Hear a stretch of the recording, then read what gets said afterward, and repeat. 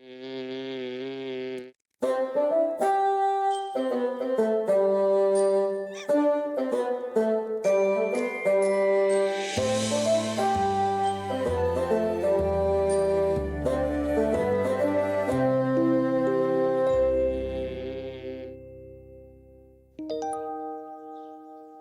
is a story about Camille the crocodile. Camille the crocodile and the broken forest, to be precise. Camille lives in fluffy gardens, a wonderful place to live.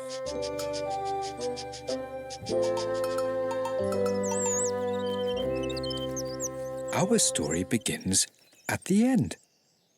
The end of summer, that is.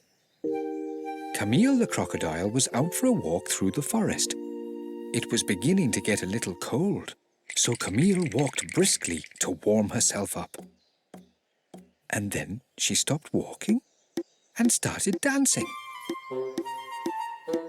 A hop, a bounce, a twirl, and a bump.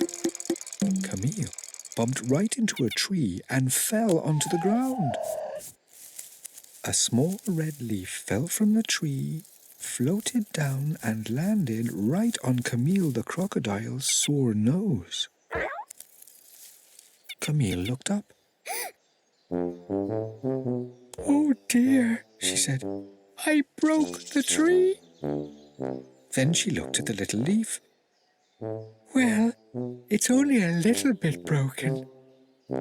But as she stood up, she noticed another leaf falling to the ground, and another, and another. "Oh no," shouted Camille. "I didn't break the tree a little bit. I broke it a lot." Camille didn't know what to do. One by one, she picked up the leaves and tried to put them back on the tree. But the branches were so high, she couldn't reach. As Camille looked around, she saw that leaves were falling all through the forest. "Oh no," shouted Camille again. "I didn't just break the tree. I broke the whole forest." Camille the crocodile felt just terrible. Little tears welled up in her eyes, then big tears. She dropped all the leaves, sat down, and cried.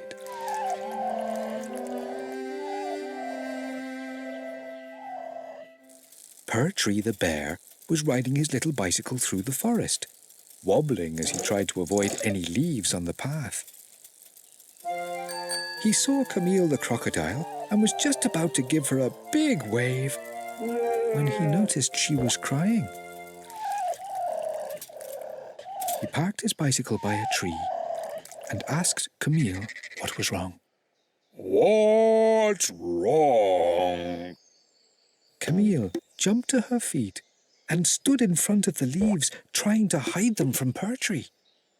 She didn't want Pertree to know she had broken the whole forest. "Nothing's wrong," said Camille. "Nothing at all."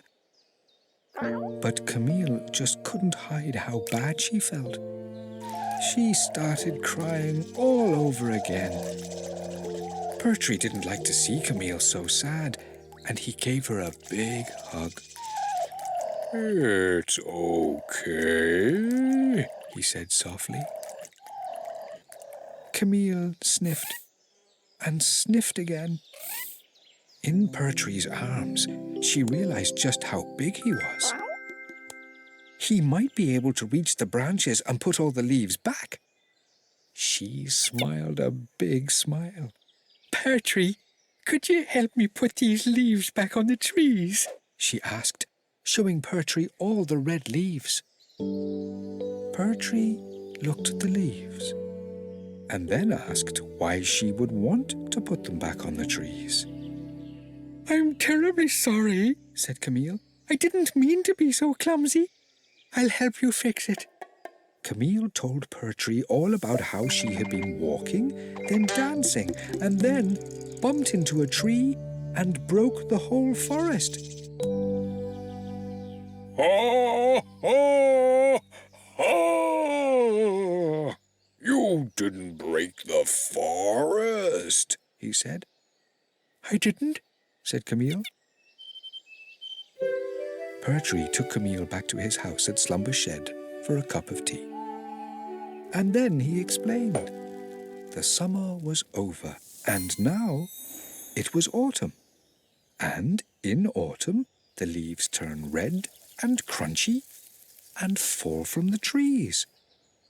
"It happens every year," boomed Pertwee. Pertwee lived in the forest, so he knew all about it. Camille laughed. She hadn't broken the forest at all. She felt much better. "The leaves turn crunchy?" she asked. Pertwee nodded. And then, with another laugh, Camille ran outside and began stomping through the leaves. Crunch, crunch, crunch. Pertwee joined her. Crunch, crunch, crunch. Before long, they were joined by some of their friends. Crunch, crunch, crunch. Later that day, Pertwee thanked Camille for telling him what had happened and especially for offering to help fix it. "If you'd still like to help," he said, "you can help me sweep the leaves from the path." The leaves make the path too slippy for cycling. Camille smiled and said, "Of course I'll help." So she did. Crunch, sweep, crunch, sweep, crunch, sweep, bump. "Well," said Camille, "it's only a little bit broken."